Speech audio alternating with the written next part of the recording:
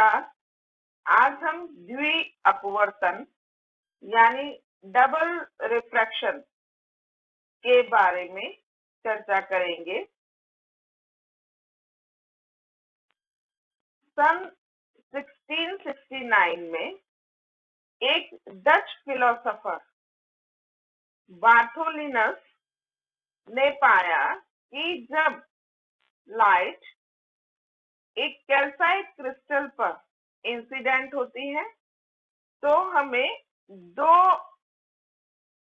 अपवर्तित किरणें यानी दो रिफ्रैक्टेड रेज प्राप्त होती हैं। वैसे हम जानते हैं कि साधारण रूप से जब लाइट इंसिडेंट होती है तो एक रिफ्रैक्टेड रे प्राप्त होती है, लेकिन उन्होंने पाया कि कैल्साइट क्रिस्टल पर जब लाइट इंसिडेंट होती है तो वो दो रिफ्रैक्टेड रेज में स्प्लिट हो जाती है, हमें दो रिफ्रैक्टेड रेज प्राप्त होती हैं। ये जो फिनोमिना है ये डबल रिफ्रैक्शन यानी द्वि अपवर्तन कहलाता है।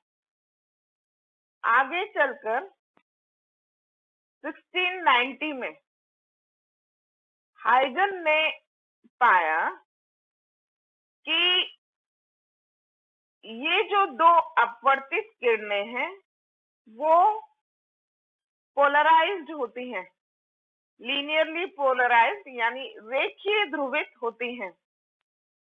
जो लाइट इंसिडेंट हुई है वो तो अनपोलराइज्ड है, अध्रुवित प्रकाश है, जो कि इससे दिखा रखा है, ये अनपोलराइज्ड लाइट है। जब ये कैल्साइट क्रिस्टल में पर इंसिडेंट हो रही है तो ये दो अपवर्तित किरणें आपको प्राप्त हुई हैं, ये डबल रिफ्रैक्शन कहलाता है। लेकिन हाइगन ने पाया आगे चलकर 1690 में कि ये जो दोनों अपवर्तित किरणें हैं ये दोनों किरणें पोलराइज्ड होती हैं, ध्रुवित होती हैं, लेकिन इनका जो ध्रुव प्लेन ऑफ वाइब्रेशन है मतलब कंपन तल है वो एक दूसरे के लंबवत होता है, एक दूसरे के परपेंडिकुलर होता है।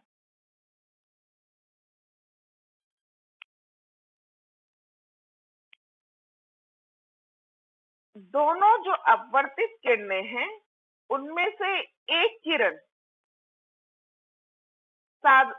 अपवर्तन के साधारण नियमों यानी स्नेल के नियमों का पालन करती है। स्नेल का नियम क्या है? स्नेल के नियम के अनुसार जो रिफ्रैक्टेड इंडेक्स है मतलब अपवर्तनांक है वो mu is equal to sine i upon sine r होता है, जो कि एक कांस्टेंट है उस मटेरियल के लिए। लेकिन इन दोनों किरणों में जो अपवर्तित किरणें हैं इन दोनों में से एक किरण तो इस नियम का पालन करती है, स्नेल के नियम का, लेकिन दूसरी जो किरण है वो इन नियमों का पालन नहीं करती है। वो किरण जो कि स्नेल के नियमों का यानी कि अपवर्तन के साधारण नियमों का पालन करती है वो साधारण किरण यानी ऑर्डिनरी रे कहलाती है।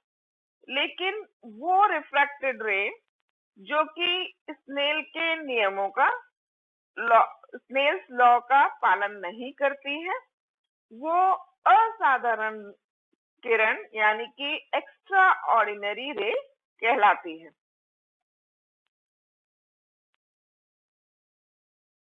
चूंकि साधारण किरण यानी ऑर्डिनरी रे स्नेल के नियमों का पालन करती है, अर्थात उसके लिए mu zero is equal to sine i upon sine r constant होता है, इसलिए जो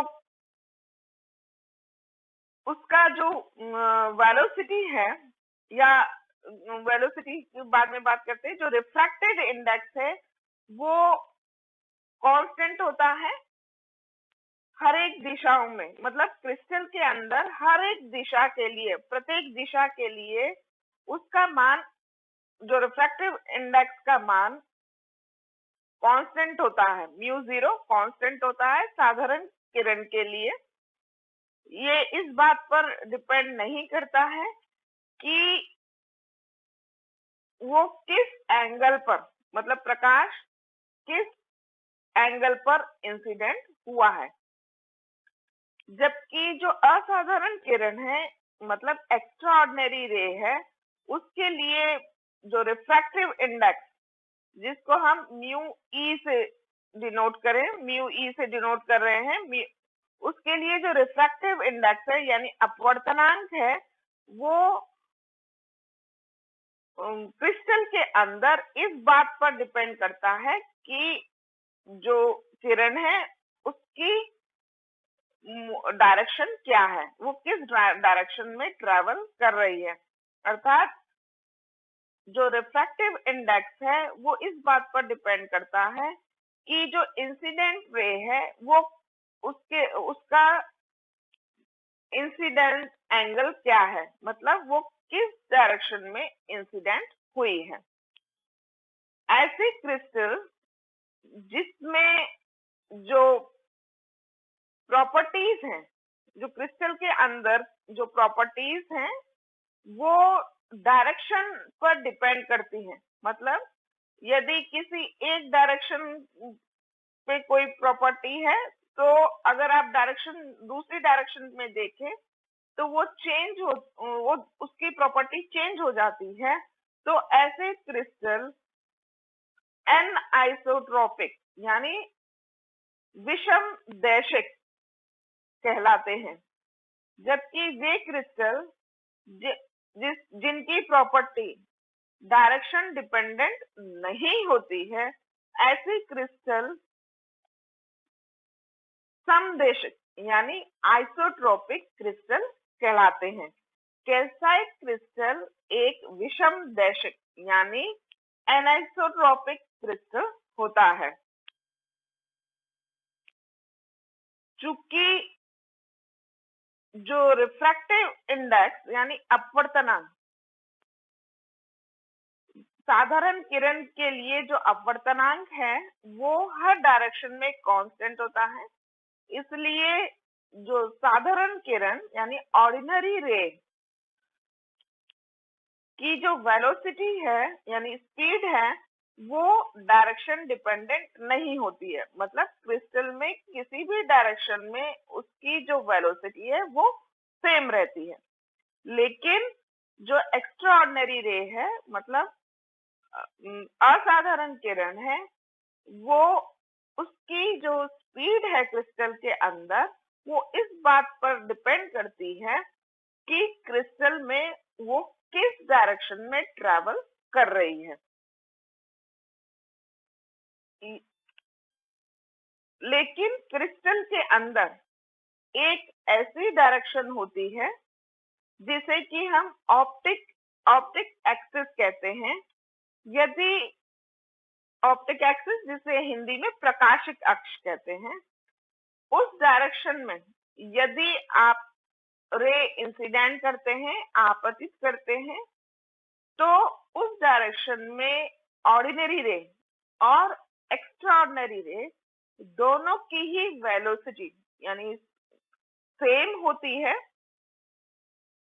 इस कारण से यदि प्रकाशित अक्ष के अनुदिश अगर प्रकाश इंसिडेंट किया जाता है, आपतित किया जाता है क्रिस्टल पर, तो वो आपको डबल रिफ्रैक्शन का फिनोमिना नहीं मिलेगा। मतलब जो इंसिडेंट रे है वो दो रेज में स्प्लिट अप नहीं होगी, क्योंकि इस दिशा में दोनों ही अपवर्तित किरणों ऑर्डिनरी रे और एक्स्ट्रा ऑर्डिनरी रे की वेलोसिटी क्रिस्टल में सेम होती है। इस कारण से आपको केवल एक ही किरण प्राप्त होगी।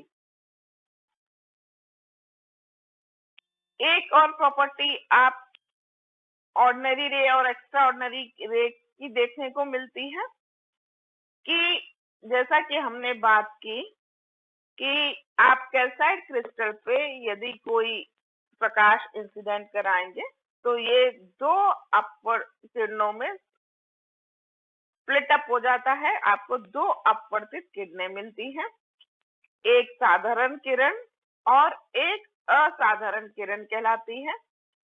साधारण किरण स्नेल के नियमों का पालन करती है, लेकिन असाधारण किरण स्नेल के नियमों का पालन नहीं करती है।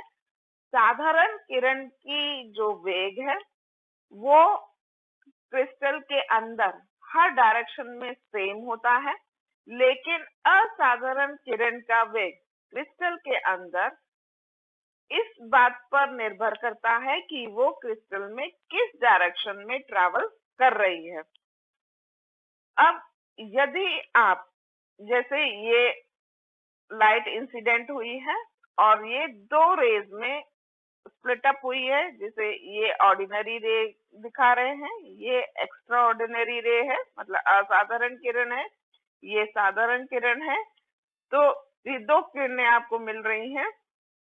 तो ये साधारण किरण से आपको प्रतिबिंब प्राप्त हुआ है या स्क्रीन पर, ये स्क्रीन है, ये साधारण किरण के कारण ये प्रतिबिंब आपको प्राप्त हुआ है जो O से डिनोट कर रहे हैं।